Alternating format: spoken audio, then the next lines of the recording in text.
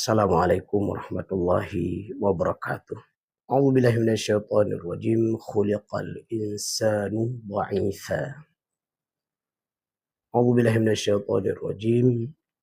Wallahu khalaqakum min dha'fin thumma ja'ala min ba'di dha'fin quwwah ila akhiril ayah. Para pendengar Pro 1 RRI Luksemai, para pemirsa RRI Luksemai official yang dimuliakan Allah Subhanahu wa taala. Judul materi kita pada kesempatan berbahagia ini adalah manusia itu makhluk lemah.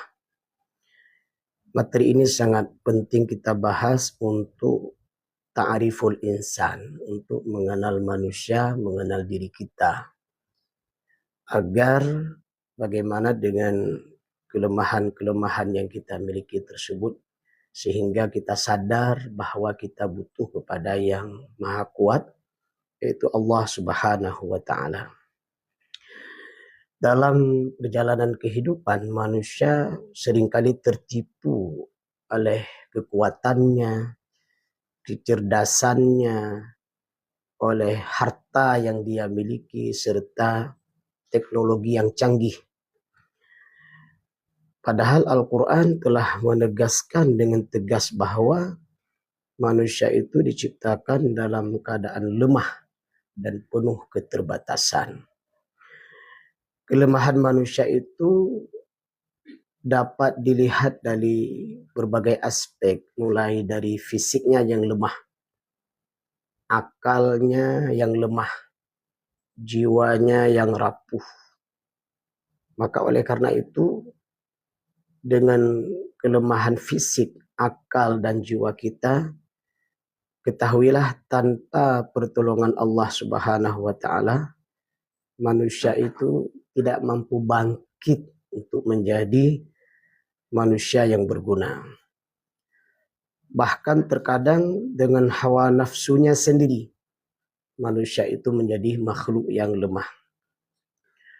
Oleh karena itu, mari kita lihat beberapa ayat dan hadis Rasulullah SAW yang menunjukkan tentang kelemahan manusia. Di antaranya misalnya kita lihat firman Allah dalam surah An-Nisa ayat 28. Allah berfirman, khuliqal insanu dha'ifa. Manusia itu diciptakan dalam keadaan lemah.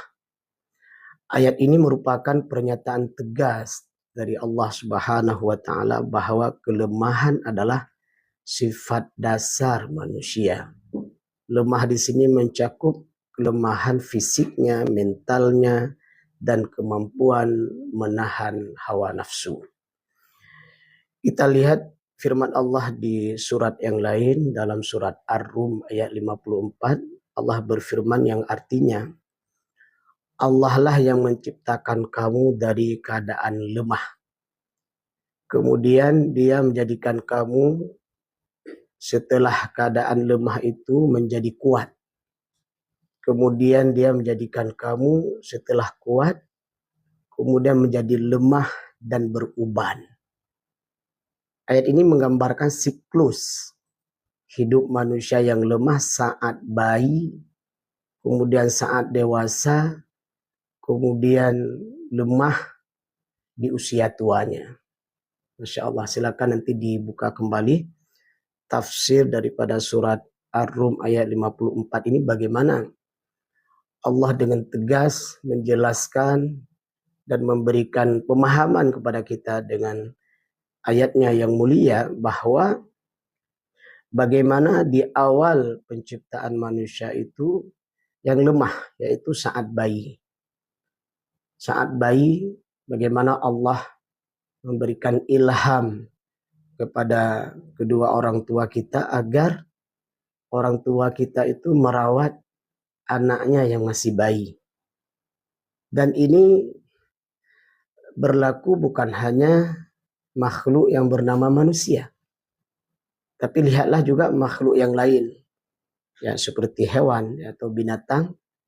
Coba perhatikan dari mana binatang tersebut dapat ilmu untuk memiliki insting merawat anak-anaknya yang masih bayi. Masya Allah, ini luar biasa. Di sini kita melihat bahwa manusia dan makhluk yang lain selain manusia, yaitu binatang, itu terlihat memang saat melahirkan bayinya. Ya, berarti kalau manusia berarti bayinya manusia, berarti kalau binatang berarti bayinya anak binatang tersebut. Nah, ini luar biasa kita merenungkan di sini bagaimana Allah Subhanahu wa taala memberikan ilham kepada orang tuanya, ya, kalau dia manusia, kemudian kalau dia binatang berarti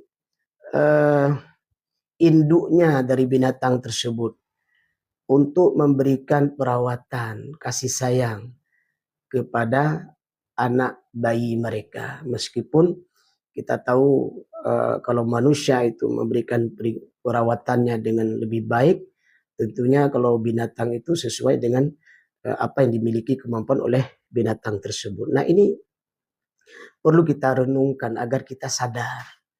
Karena tidak ada bayi yang begitu lahir itu langsung kuat. Tidak ada. Tidak ada bayi yang begitu lahir itu langsung punya ilmu. Tidak ada. Tidak ada itu semua. Begitu bayi itu lahir dalam keadaan lemah dengan segala bentuk dan model cakupan kelemahannya, fisiknya, apalagi ilmu memang belum ada karena dia belum belajar. Apalagi harta, mustahil seorang bayi begitu lahir memiliki harta yang megah dan mewah, tidak ada. Nah, ini saat awal manusia lahir dalam keadaan bayi ataupun makhluk yang lain selain manusia. Kemudian Allah menyebutkan setelah keadaan lemah itu menjadi kuat. Artinya dia tumbuh menjadi kalau manusia itu ya dalam keadaan remaja, kemudian sampai dia dewasa. Begitu juga dengan makhluk yang lain, dia tumbuh dari bayi binatang menjadi binatang yang lebih gede dari saat lahirnya. Nah, di sini terlihat dia menjadi gagah, menjadi hebat, menjadi kuat, bisa berlari kencang, kemudian memiliki otot yang hebat, dan berbagai macam kekuatan yang dia miliki. Tapi sadarlah, setelah dari lemah kemudian dia menjadi kuat, Allah juga menyebutkan setelah itu kembali menjadi lemah dan beruban. Itulah masa tua. Perhatikan. Kehidupan kita dari bayi, kemudian menjadi remaja, menjadi dewasa, kemudian kita menjadi tua. Maka dalam Al-Quran dan hadis-hadis Rasulullah disebutkan, saat manusia menjadi tua itu, dengan usianya yang sangat lanjut, maka dia kembali seperti awal penciptaan. Bahkan terkadang lebih lemah daripada bayi. Dengan perilakunya yang dia tidak sadar, dengan kondisi fisiknya yang sangat lemah, ingatannya yang bahkan antara timbul dan tenggelam, ingat dengan tidak ingat, kemudian penglihatannya menjadi kabur, pendengarannya menjadi luntur, kalau makan pakai bubur, jalan terkukur-kukur, bisa jadi sebentar lagi masuk kubur. Nah, itu ada istilah bahasa mungkin sering kita dengar. Nah, ini dari segi awal penciptaannya, kemudian menjadi remaja, menjadi dewasa, akhirnya kembali menjadi tua. Karena usianya yang sangat senja dan dia menjadi lemah. Kita lihat kembali di surah Ali Imran ayat 185. Di antara bentuk kelemahan manusia, Allah berfirman, kullu nafsin dha'iqatul maut. Setiap yang bernyawa itu pasti akan merasakan mati. Tidak ada manusia sekuat apapun yang mampu menolak kematian. Ini adalah bukti paling nyata bahwa manusia benar-benar lemah. Kematian itu akan datang pada setiap makhluk yang hidup. Bukan hanya manusia, makhluk yang lain juga begitu.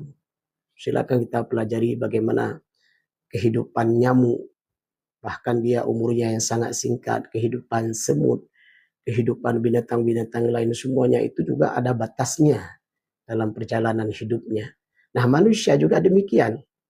Makhluk Allah yang bernama manusia, dia akan mati. Begitu banyak ayat-ayat dan hadis Rasulullah yang menjelaskan apabila ajal sudah sampai, fa idza jaa ajaluhum la yastakhiruna sa'atan wa la yastaqdimun, maka tidak bisa dimajukan dan tidak bisa diundurkan. Sekali lagi, adanya kematian menunjukkan kelemahan manusia.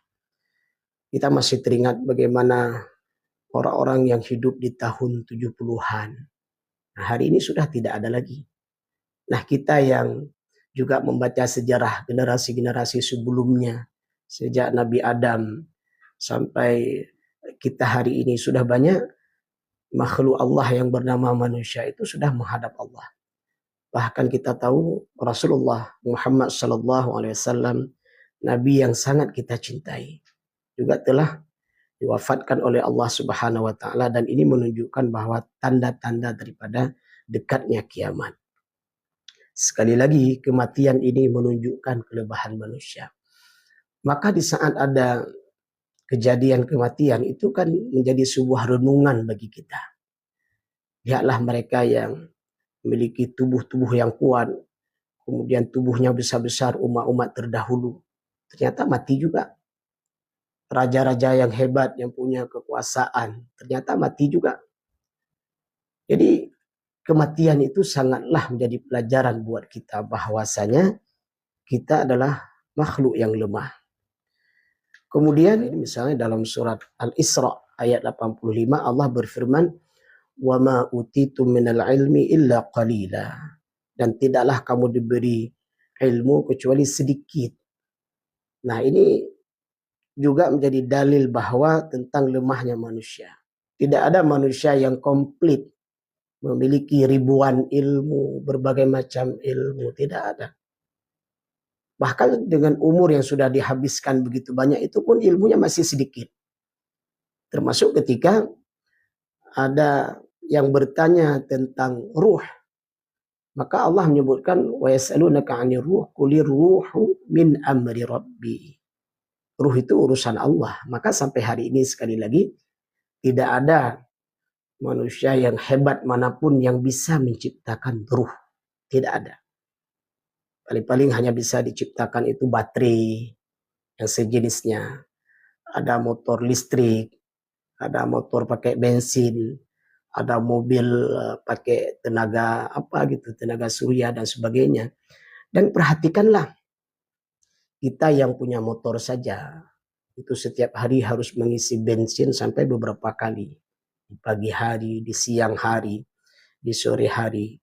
Nah, ini menunjukkan bahwa ternyata produk manusia itu sangat lemah dan sangat terbatas.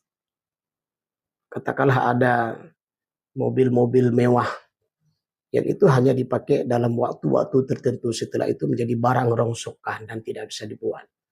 Bahkan hari ini dengan berbagai macam kecanggihan menciptakan berbagai macam alat-alat transportasi yang hebat, katakanlah kereta api yang cepat atau motor yang cepat. Tapi sekali lagi itu tidak bisa menandingi ilmu Allah.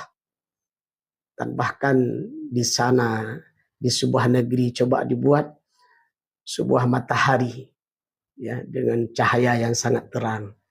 Katanya orang Jepang gitu ya, membuat sebuah tandingan matahari produknya Allah dengan matahari produknya manusia. Ternyata juga terbatas. Dia memiliki cahaya yang terbatas dengan waktu yang tertentu dan seterusnya. Nah, ini coba kita perhatikan. Maka ketika Allah berfirman di dalam Al-Quran, afala ta'qilun, afala yatadhakkarun, afala tubsirun. Nah, ini kan Allah ngajak kita berfikir.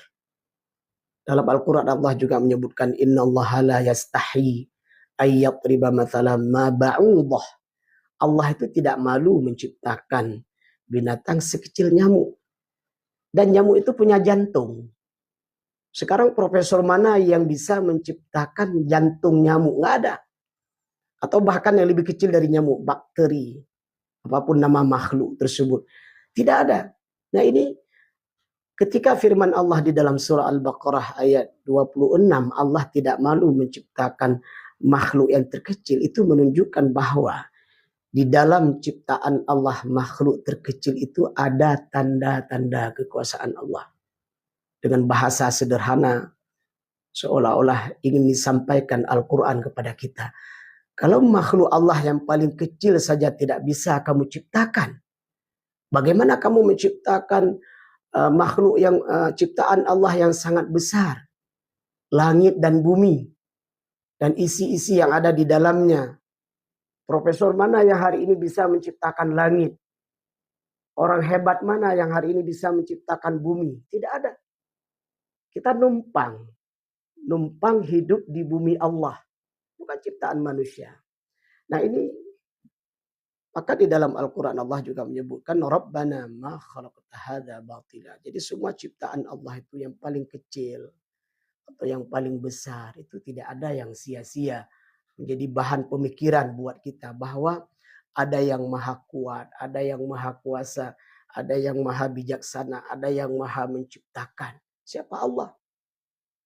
Dan bahkan yang cukup dahsyat lagi adalah semua ciptaan Allah dari yang paling kecil sampai yang paling besar, yang terlihat, yang tidak terlihat, semua itu ketika terjadi kiamat kubra, itu akan menjadi hancur. Ini semua itu menjadi pelajaran buat kita bahwa betapa lemahnya manusia. Kemudian kita lihat di surat dan ayat yang lain bagaimana Allah berfirman, innan nafsa la ammaratum bisu. Quran surah Yusuf ayat 53. Sesungguhnya nafsu itu selalu menyuruh manusia pada kejahatan. Jadi lemahnya manusia, dia tidak sanggup terkadang melawan ajakan hawa nafsu yang ada di dalam dirinya. Nah ini juga menunjukkan bahwa betapa lemahnya manusia tersebut. Kemudian termasuk manusia juga terkadang tidak mampu untuk menahan godaan syaitan. Ini juga bagaimana menunjukkan bahwa manusia itu sangat lemah. Maka oleh karena itu, dengan banyaknya kelemahan yang kita miliki, kita butuh kepada yang maha kuat, itu Allah Subhanahu wa ta'ala. Maka setiap anak Adam banyak melakukan kesalahan dan sebaik-baik orang yang berbuat salah adalah bertobat. Kita harus banyak bertobat kepada Allah atas dosa-dosa kita. Kita harus banyak merenungkan semua ciptaan Allah agar kita tahu bahwa kita tidak punya kemampuan apa-apa. Kita juga harus sadar bahwa dari sejak lahir sampai kita meninggal, kita tidak memiliki apa-apa. Dan kesadaran yang paling tinggi bagi seorang hamba, seorang manusia yang harus dimiliki adalah inna lillahi wa inna ilaihi raji'un. Kita ini adalah Allah yang telah menciptakan kita dan suatu saat kelak kita akan kembali kepada Allah Subhanahu wa taala. Semoga bermanfaat. Alhamdulillah, subhanakallahumma wa bihamdik asyhadu an la ilaha illa anta astaghfiruka wa atubu ilaika. Assalamualaikum warahmatullahi wabarakatuh.